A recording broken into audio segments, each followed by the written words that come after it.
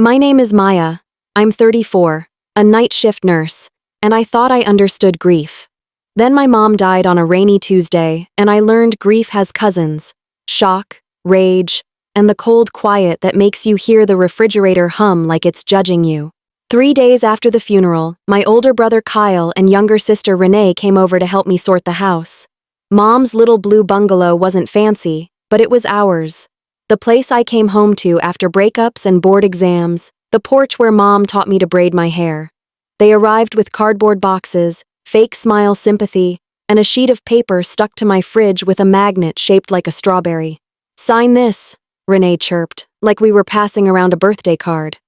"It just lets Kyle handle the sale. Clean, fast, and we split 3 ways."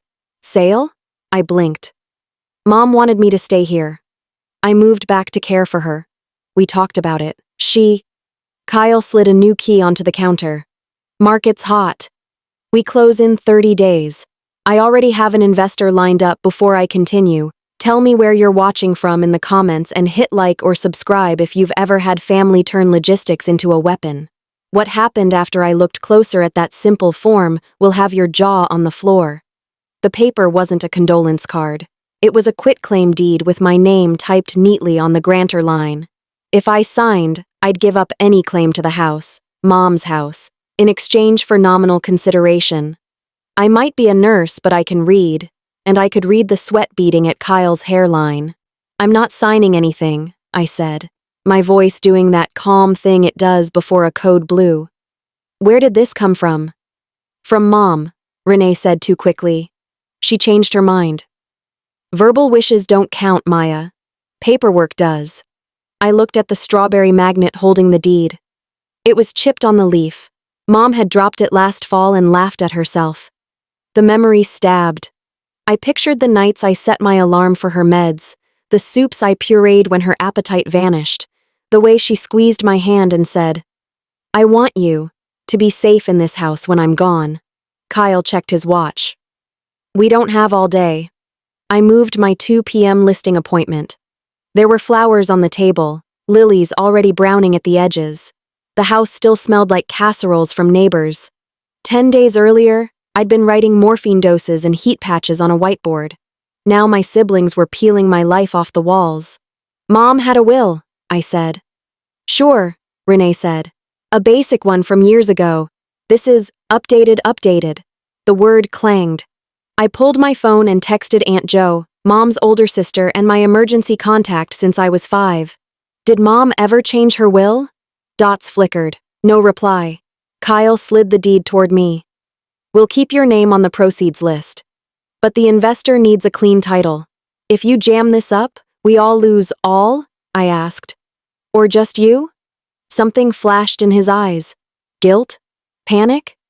He covered it with a smile I remembered from childhood, Kyle's salesman face. "Be smart," he said softly. "Hospitals don't pay like tech does. Think of your future." "My future is not living out of my car," I said. Renee rolled her eyes. "Drama." That did it. I picked up the paper and looked at the notary block. The stamp was from a clinic where I used to float on weekends. The date was 2 weeks before Mom died, on a day she'd been too weak to swallow Jell-O. "Who took Mom to a notary?" I asked. Neither of them answered. The refrigerator hummed louder. I folded the deed, slid it into a zip bag, and stuck it in my scrub pocket. "I'm calling James Patel," I said. "Who?" Renee scoffed. "Mom's estate attorney," I lied. I didn't have a lawyer. I had adrenaline and a bad feeling. Kyle slapped the counter. "Unreal. You always make things difficult. Mom didn't want fights. She wanted clean lines. She wanted honesty," I said. "She raised us on it." He grabbed the magnet, the stupid strawberry, and flung it into the sink. It clanged like a tiny grenade. "This is why Mom didn't tell you," he muttered. There it was. Not a slip. A confession. They left in a storm of sighs and tapping heels, promising consequences and delays you'll regret. When the door shut, the house exhaled. I sank onto the kitchen chair and let my hands shake. I opened Mom's recipe box, the one with butter stains and a faded sticker that said, "Be courageous." In the back, beneath lemon bars and chicken paprikash, was a sealed envelope labeled, "For Maya. Open if the house is contested." My breath snagged. Inside, a handwritten letter dated 3 months earlier. A USB drive, a yellow sticky note. Ask Joe about the key. I read the letter twice, my eyes burning. If you're reading this, it means someone is trying to take the house from you. I wish I were there to smack sense into them. I recorded something with Pastor Elena and Joe after the hospital visit. My mind was clear that day. We checked. I love your brother and sister, but they've made choices I can't keep rescuing them from. Please, be brave. The truth is on your side. I pressed the paper to my mouth to keep from sobbing. Mom had known. She'd seen this coming and left me a map. The USB drive wouldn't fit in my ancient laptop. The port was finicky from a spilled latte during finals. I wiped my face, grabbed my keys, and drove to Aunt Joe's duplex across town. She opened the door in slippers and a robe, mascara smudged from crying, eyes fierce as always. What did they do? I held up the zip bag with the deed, then the envelope. Mom planned for this. Joe read the letter, her jaw tightening. I told your mother Kyle was sniffing around money again. And Renee, God love her, thinks gravity doesn't apply to her. Come in, baby. Joe had one of those tidy living rooms that smelled like lemon oil and contained exactly zero nonsense. She fetched a small fireproof box from her closet and a key on a ribbon from her neck. Your mother gave me this months ago, she said. Said to keep it until you asked. We sat at her kitchen table like conspirators. Inside the box, a second envelope, a copy of a will, and a tiny black notebook with dates, names, and amounts. Kyle's loans, Renee's emergencies, pages of them, each line initialed by Mom. Joe plugged the USB into her laptop. A video window opened. Mom appeared on the screen sitting upright on her floral couch, clear-eyed, hair wrapped in a sky-blue scarf. Pastor Elena sat beside her, a calendar and a newspaper visible on the coffee table to show the date. Aunt Joe's voice floated from behind the camera. State your name and why we're here. Mom looked straight into the lens. I, Anita Lopez, of my own sound mind, want this recorded. I'm keeping my will as drafted 2 years ago. The house goes to Maya with a life estate and instructions in the envelope labeled with her name. Kyle and Renee have gotten help in other ways. This is not a punishment. It's protection. If anyone produces a new deed, it wasn't my wish. I covered my mouth. On the video, Mom smiled that crooked soft smile that always made me feel ate and safe. Maya, if they make noise, don't break. Paper matters. I'm sorry to make you fight. I taught you to chart meticulously for a reason. Joe paused the video and squeezed my hand. Your mom planned like a general. Why didn't she tell me? I whispered. She wanted peace while she was here, Joe said. And she knew if she told you, you'd confront them and spend her last weeks in a courtroom. I stared at the will. It named me personal representative and granted me a life estate with power to sell, but only if I chose, plus a condition. Keep the mortgage current and the property taxes paid, and a note in the margins, her handwriting. Check the county recorder if anything smells fishy. Fishy? It stank. Can this beat a quitclaim? I asked. Joe nodded slowly. If the deed is coerced or fraudulent, yes. And if your mother lacked capacity on the date they used a notary. Her eyes sharpened. And if that notary is bogus? Even better, I thought about the notary stamp from my old clinic. I pictured Mom that day. Oxygen tubing, drifting in and out, asking for the music from the Mexican radio station she loved. I pictured Kyle's watch, Renee's glossed lips. Be brave, Mom had written. Joe stood. We called James Patel real this time. He did Aunt Letty's probate. She grabbed her phone. Wait, I said, a plan forming. Before lawyers, I want to see what they filed. An hour later, we were at the county recorder's office, the fluorescent lights humming louder than my fear. The clerk typed Mom's name and turned the monitor so I could see. There it was, a quitclaim deed recorded 5 days ago, transferring all right, title, and interest from Anita Lopez to K&R Holdings, LLC, a company I'd never heard of, with a signature that looked like Mom's early morning wobbles, not her steady afternoon hand. "Can I get a copy?" I asked, keeping my voice even. The clerk printed it, paper warm in my hands. The notary was indeed from my clinic. The business address for K&R Holdings was a UPS store near the freeway. The manager listed, Kyle R. Lopez. My pulse thudded in my ears. He hadn't even bothered to hide it. Joe inhaled sharply.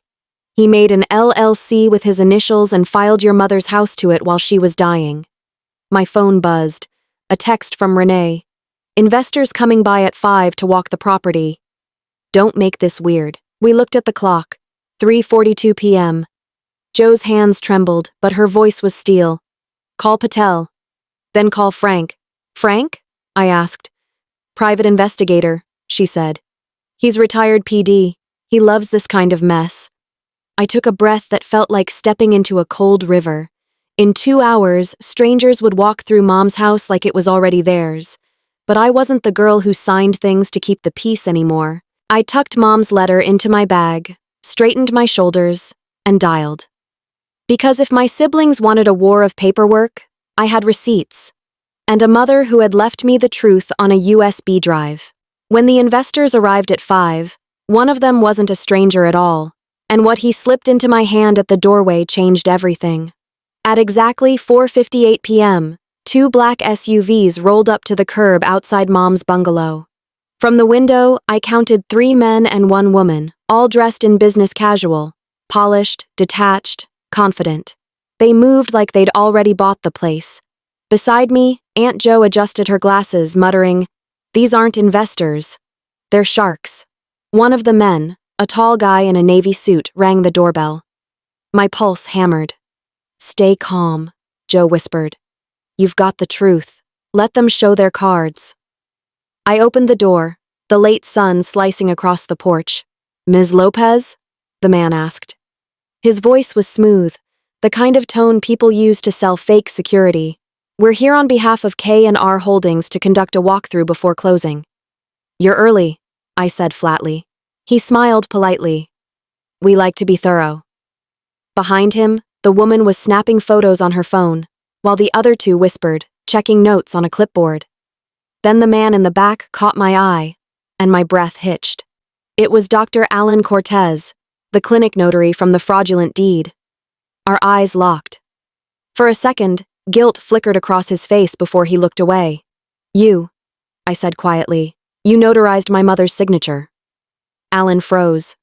The other man frowned. "I'm sorry. What?" "She's mistaken," Alan muttered. "I notarize dozens of documents a week." "Not for dying patients," I shot back. "Not without ID or consent." The lead man stepped forward, all fake diplomacy. "Ms. Lopez, we're just here to verify property condition. If you'd prefer, we can reschedule." "No need," came a voice behind me. Joe's voice. "But you'll want to update your schedule. This property is under a fraud investigation as of this morning." The man blinked. "Excuse me?" Joe held up her phone, the screen displaying an email from attorney James Patel. "Received evidence of fraudulent transfer.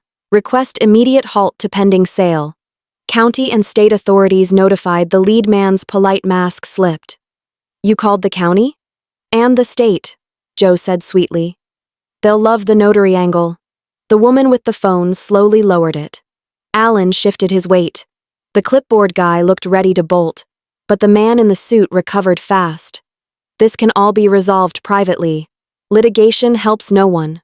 Why don't we discuss an offer, cash, generous, immediate, if you agree to vacate peacefully?" I actually laughed.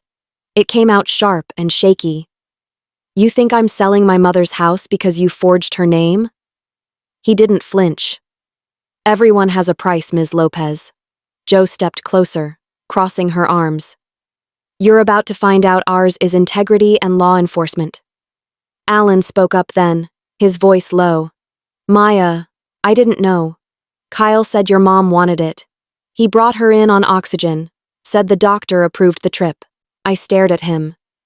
"She couldn't even hold a pen that week." Alan looked sick. He guided her hand. My stomach turned. The man in the suit spun on him. Don't speak another word. But it was too late.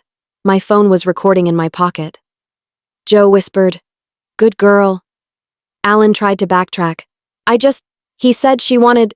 The lead man grabbed his arm. "We're leaving." "Not yet," Joe said. "Smile for the camera. You're on video trespassing with intent to defraud." They froze. She wasn't bluffing. Her doorbell cam blinked blue behind them, the lens catching every frame. The woman cursed softly. "Let's go." They turned, retreating fast down the walkway. Alan lingered for one heartbeat, meeting my eyes again. He looked like he wanted to apologize, but instead murmured, "You didn't hear this from me. Kyle's meeting someone tonight." Restaurant called Mariner's Dock. Upstairs. Private room. Then he followed the others to the SUVs. As soon as the engines faded, Joe exhaled. "He's scared." Which means Kyle's deeper than we thought. I locked the door and slumped against it, shaking. "He forged her hand, Joe. He used her body." Joe's voice softened. "And he's about to face consequences." She dialed Patel immediately, recounting everything. I forwarded the video file. Patel promised to alert the district attorney's office and request a temporary injunction to freeze any sale or transfer of the house. "Good," Joe said. "Now, about that dinner at Mariner's Dock. You're not suggesting—" "Oh, I absolutely am," she interrupted. "You and I are going." Quietly. "Maybe he'll show up with the person bankrolling this mess." I hesitated. "If he sees me?" "He won't," she said with a smirk. "We'll sit where he can't." That night, under a gray Seattle drizzle, I pulled on a dark coat and tied my hair up. Joe parked 2 blocks from the waterfront. The restaurant's windows glowed amber through the mist. Inside, the place was upscale. Linen napkins, soft jazz, too many people pretending they weren't eavesdropping on each other's lives. We slipped upstairs and found a booth with a partial view of the private dining room through a frosted glass divider. At 8:07 p.m., Kyle arrived, wearing a navy jacket and the same watch I'd seen him glance at that morning. 2 minutes later, a woman joined him. Blonde, expensive suit, sharp posture. "Recognize her?" Joe whispered. I shook my head. But when the server brought their drinks, the woman handed Kyle a thick manila envelope, and he passed her a USB drive, not unlike the one Mom had left me. I filmed it through the reflection in a mirror across the wall. Joe mouthed, "Smart girl." Then something unexpected happened. Kyle leaned forward and whispered something that made the woman's face drain of color. She slammed her glass down, stood, and hissed, "You didn't tell me your mother was recorded." Kyle's eyes went wide. "Keep your voice down." Joe and I exchanged a glance. He knows about the video. The woman gathered her purse and stormed out, brushing past our booth so closely that Joe's napkin fluttered. Kyle sat frozen, face pale, gripping the envelope like it might bite him. "Bingo," Joe whispered. "He's panicking." I turned to her. "We need to get that envelope." Joe smiled thinly. "I was hoping you'd say that." Joe always said, "The trick to fighting snakes is knowing when to look harmless." That night at Mariner's Dock, she proved it. After the blonde woman stormed out, Kyle stayed behind, nervously stirring the melting ice in his glass. The manila envelope sat on the table beside him like a live bomb. Joe leaned over to me and whispered, "You trust me?" I nodded. "Then stay put," she said, and disappeared toward the back of the restaurant. I peeked around the corner in time to see her chatting with our server, flashing her sweetest grandma smile. 2 minutes later, the waiter approached Kyle's table, apologizing about a reservation mix-up. As Kyle stood to argue, Joe glided past him, scooped up the envelope along with an empty bread basket, and vanished through the side door. When she reappeared outside, her grin said it all. "Let's go," she whispered. "We've got what we came for." We drove straight to her duplex. My heart thudded so hard I barely noticed the rain. Inside, Joe locked the door, grabbed scissors, and sliced the envelope open like a surgeon. Inside were a printed bank statement for K&R Holdings, LLC, a photocopy of a life insurance policy, and a single-page email printout with the subject line, "Payment confirmation for revised policy, Anita Lopez." The air in the room turned heavy. Joe read aloud, voice shaking. "This is to confirm the updated beneficiary for policy number 77,452, 100% payable to K&R Holdings, LLC, effective March 17th. That's 2 weeks before she died," I whispered. My brain scrambled for logic, for sense. Mom's life insurance had always been modest, a safety net, not a jackpot. Why would it name an LLC? Then I saw the attached note scrawled at the bottom of the statement. "Once proceeds clear, property title transfers to new LLC. Keep Maya calm until payout final."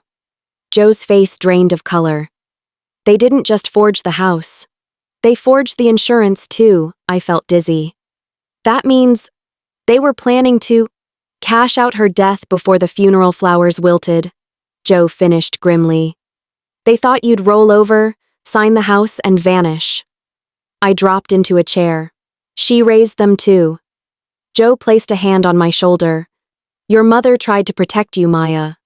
Remember that." We scanned the documents again.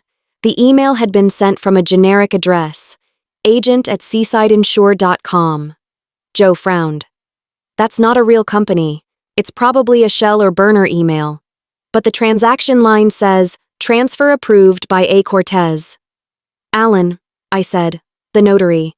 He's in this deeper than he claimed." Joe exhaled slowly. "Then he's our next call." She dialed from her landline, speaker on. Alan picked up on the second ring, voice low and shaky. "Hello?" "It's Joe," she said evenly. "You notarized that deed for Kyle. I suggest you start talking?" Alan sighed like a man with a weight crushing his chest. "You don't understand what he promised me." "Try us," Joe said. There was a pause. Then Alan said the words that made my skin crawl. "He told me your mother wanted to transfer her assets before she went into hospice." He showed me a letter. Looked official, with her signature. I notarized it in good faith. Then 2 weeks later, he sent me a policy confirmation, asking for my signature again, saying the insurance agent needed it to release funds. I signed it. I didn't know she was already gone. My throat tightened. "You signed after she died?" "I didn't know," he cried. "Kyle said it was pre-approved paperwork. By the time I realized he'd already filed it. I swear, I didn't touch the money." Joe's voice went cold.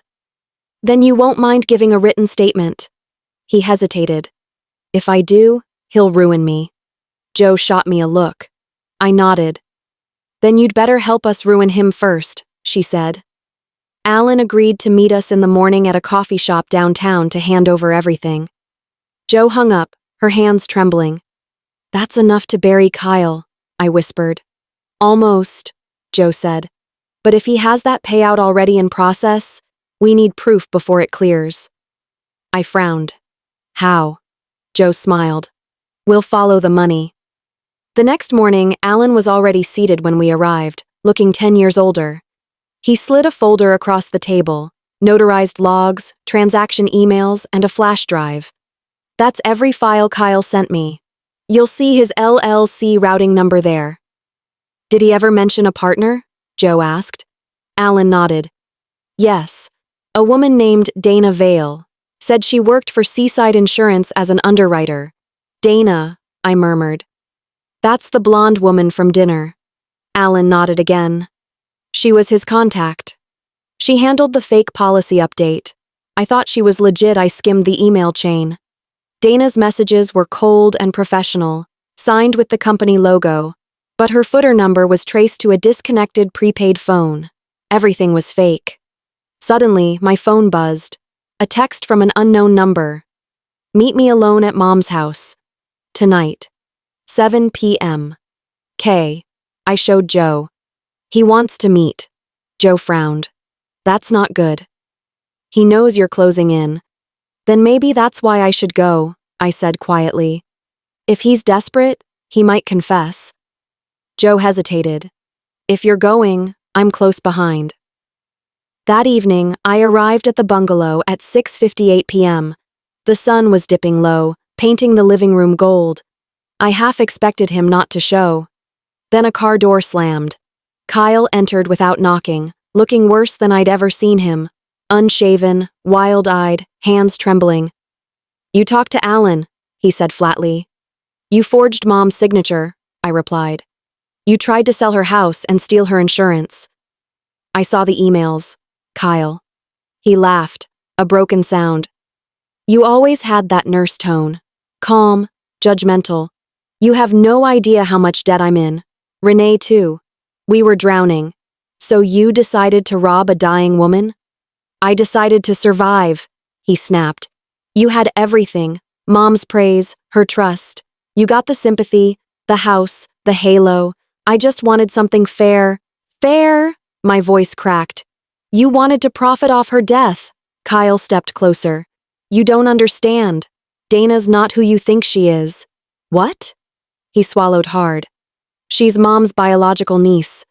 From her sister before she moved away. She came looking for inheritance. I thought she'd help me, not blackmail me." The air went still. "You brought her in," I said slowly, "and now she's turning on you." He nodded miserably. "She took the insurance money. Transferred it this morning. The account's empty where?" I demanded. "She's leaving the country." Tonight I stared at him, realizing too late that he wasn't the villain anymore. He was a pawn. Joe burst in just then, phone in hand. "Maya," Patel called. "The insurance company froze the policy, but someone already withdrew a partial payment." A wire transfer to Panama. Kyle sank onto the couch. "She used me." Joe pointed at him. "Then you're coming with us. You're telling the police everything." But before we could move, my phone buzzed again. A new message, no name, just a photo. It was Mom's letter, the one she'd written me, sitting on my nightstand. Only now the photo showed a red X drawn across it, and the message beneath, "Stop digging, Maya. Or next time, it won't be just paper we take." I stared at the message on my phone, the red X over Mom's letter, that threat to stop digging. My fingers went cold. Joe leaned over my shoulder. "They've been in your house. That means they're watching you." I swallowed hard. Then it's already too late to stop. Joe locked all the doors, then called Patel on speaker. He picked up immediately. "Maya, I just got confirmation. The transfer to Panama was flagged, but part of the funds cleared before the freeze. It's about $180,000, Joe asked. Can it be traced?" "Yes, and I'm already working with federal investigators." "But listen, this isn't just insurance fraud. Your mother's old employer, Crescent Financial, has a pending investigation tied to that same policy vendor, Seaside Insure. They've been laundering money through fake life insurance payouts." My stomach dropped. "So Mom's case was part of a larger scheme?" Patel's voice hardened. "Exactly. And someone in your family helped move it." Joe looked at me. "Dana." I shook my head. "But Kyle said she was our cousin." "Mom's niece," Joe frowned. "Anita didn't have any sister still alive, except me." The room went quiet. "What?" I asked. "But Kyle said—" Joe grabbed my wrist. "Maya, I would know if your mother had another sibling." We sat in stunned silence, the only sound the ticking of Joe's kitchen clock. Then Joe stood suddenly, determination flickering in her eyes. "Get your mother's photo box." I ran to my car, retrieved the box from the trunk, and dumped it on Joe's dining table. We sifted through decades, birthdays, graduations, faded Polaroids from Mexico City. Then Joe froze.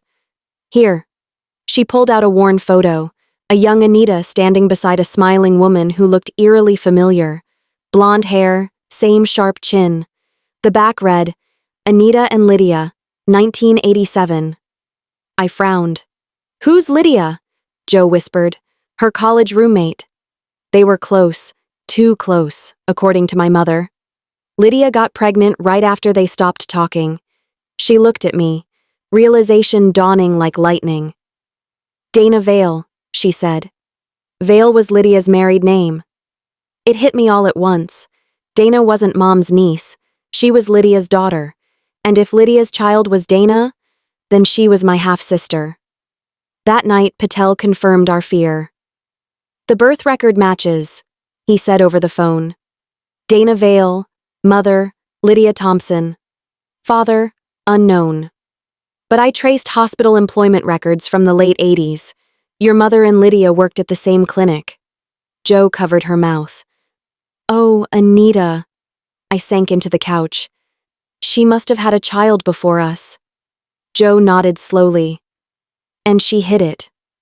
Maybe gave her up. Back then, a single pregnancy out of wedlock would have cost her everything.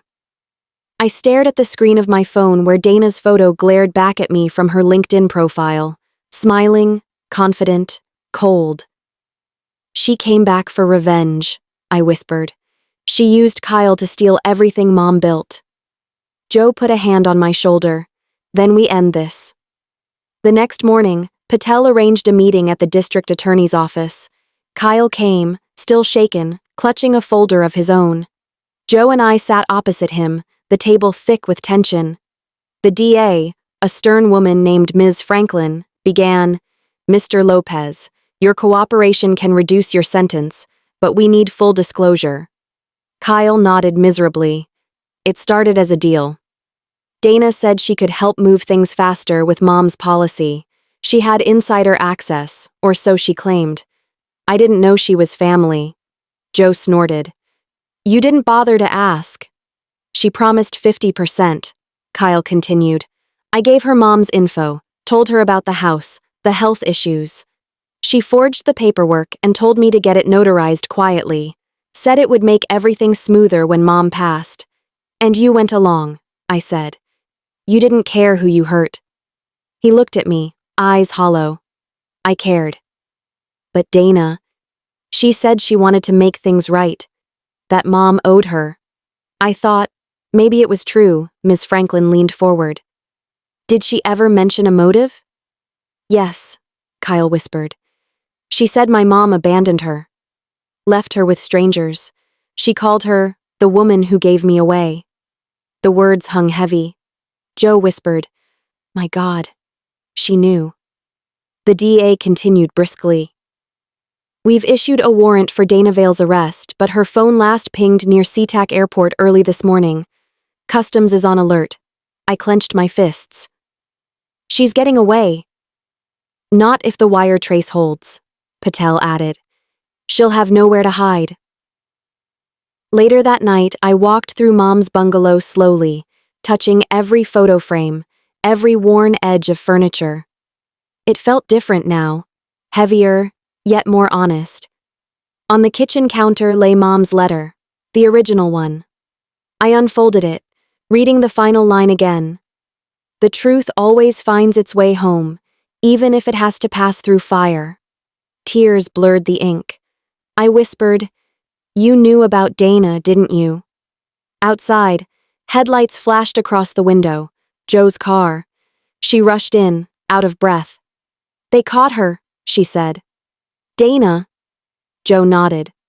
Airport security stopped her at customs. They found $180,000 cash and fake passports in her bag. I exhaled shakily. It's over. Not quite, Jo said. She asked for one thing, to see you. Me? I frowned. Why? She said she wants to tell you something your mother never did. The air in the police station was thick with the smell of stale coffee and tension. I sat across from a metal table, staring at the mirrored wall, knowing Dana was behind the door on the other side, waiting. A guard opened it.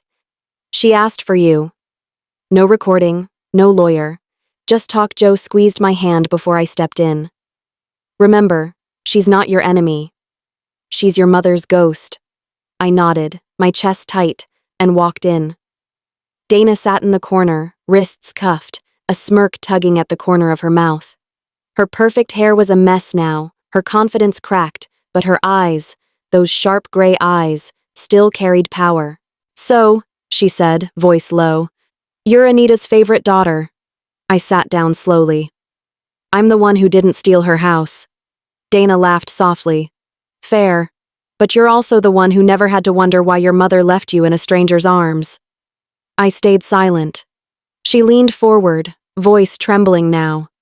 You know what it's like to grow up reading your birth certificate and seeing the word mother scratched out? To wonder if you weren't enough to keep? Mom was young, I said carefully.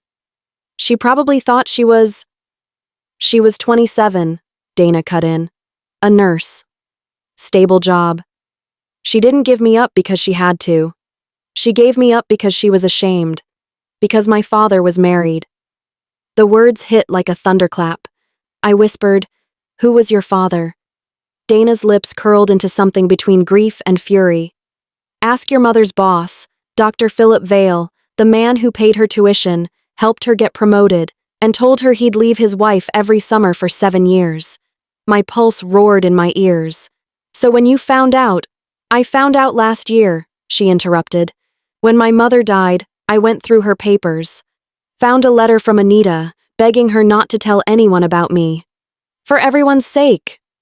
That was the phrase. For everyone's sake. Her laugh cracked. I looked her up. Perfect house, perfect husband, perfect children. I wanted to confront her. Instead, I found an obituary. She looked at me with pure, exhausted rage. So I took the only thing she had left. I wanted her to feel what abandonment feels like, through you. My throat burned. That's not justice, Dana.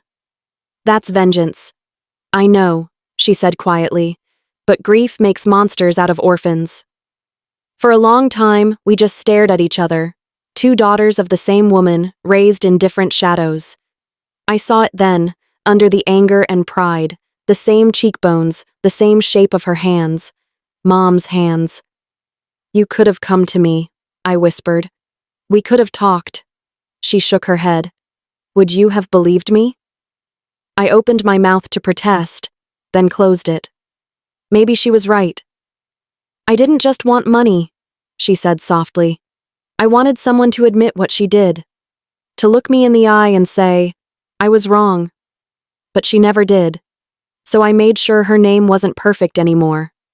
I stood slowly. You succeeded. Congratulations. Her name's stained forever, and so is yours. She didn't flinch. Do you hate me? I thought about it. No, I said. But I pity you. Dana looked down. For the first time, she seemed small. Funny. That's exactly how Anita looked at me in the hospital when I visited her. She didn't know who I was, but when I told her my name, she cried. She said, Tell my daughter Maya, I'm sorry for both of you. Then she fell asleep. My heart stuttered. She saw you? She saw me, Dana said. And she said, The paper on the fridge, that's for both of you. I didn't understand then. I whispered, The paper on the fridge was her will. Her message, Dana's eyes filled with tears. Then maybe she forgave us before either of us deserved it. Life didn't go back to normal. It grew quieter, steadier, more deliberate. Kyle accepted a plea deal, trading testimony for leniency. Dana's case went federal, tied to the insurance fraud ring she'd exposed accidentally. The stolen money was recovered and placed into a charitable trust, the Anita Lopez Fund for Medical Ethics, created in her name.